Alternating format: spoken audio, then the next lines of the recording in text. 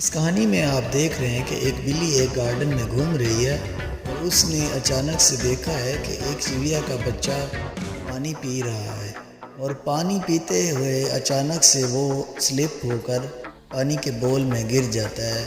تو بلی اس کو بچانے کے لیے دوڑ پڑتی ہے۔ جیسے ہی وہ اس کے قریب جاتی ہے اسے احتیاط سے بڑے اچھے طریقے سے کیئرفلی اس کو باہر نکالتی ہے۔ جب اس کو باہر نکال لیتی ہے تو وہ اس کو گارڈن میں لے کر جاتی ہے دھوپ میں سکھانے کے لیے۔ جب وہ چڑیا کا بچہ خشک ہو جاتا ہے تو وہ بلی کا بہت شکریہ ادا کرتا ہے اور اس سے دوستی کرتا ہے۔ جب کچھ عرصے بعد چڑیا کا بچہ بڑا ہو کے چڑیا بن جاتا ہے، وہ بلی سے ملنے کے لیے آتا ہے، ان کی دوستی بن جاتی ہے اور بلی بھی بہت خوش ہوتی ہے۔ وہ اکثر اس کا انتظار کرتی ہے اور شام کو پھر وہ بلی اپنے